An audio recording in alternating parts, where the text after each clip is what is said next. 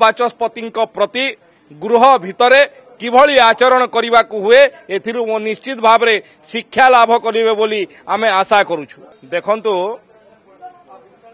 भारत वर्षर अनेक राज्य रे ओबीसी मानक पई संरक्षण व्यवस्था हेछि।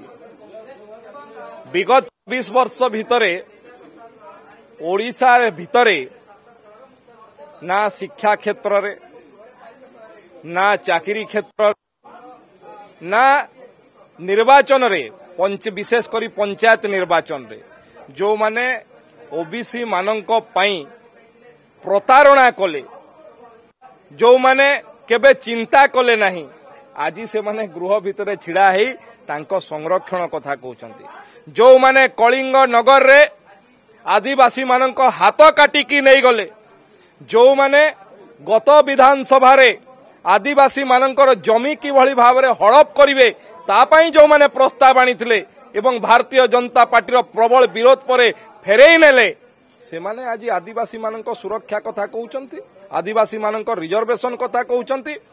मने रखिबा कथा ये भारतीय जनता पार्टी अटल बिहारी वाजपेयी प्रथम प्रधानमंत्री जेतेबेले हेले आदिवासी मानक पई स्वतंत्र मंत्रालय प्रतिष्ठा करथिले एवं ओडिशार बरपुत्र जने जोएल राम को तार दायित्व देथिले। नरेंद्र मोदी सरकार रे ओडिशार जने आदिवासी महिला को भारतर प्रथम नागरिक राष्ट्रपति भलिया पदरे आसीन करैले ये ओडिशा पई आदिवासी मानक पई गर्व और गौरवर कथा।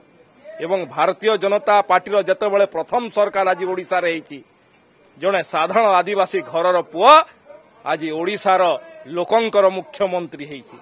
आज भारतीय जनता पार्टी को से माने आदिवासी ओबीसी कथा शिखेबे से माने जवाब देवा कथा 24 वर्ष भितरे ओबीसी मानक पई आदिवासी मानक पई हरिजन मानक पई कोन करछंती तार जवाब देवा प्रतिवर्ते ये विधानसभा गृह को किभली भाव में अप्रसंग को प्रसंग करी अचल करिवे तार व्यवस्था करछंती ये अत्यंत दुर्भाग्यजनक कथा।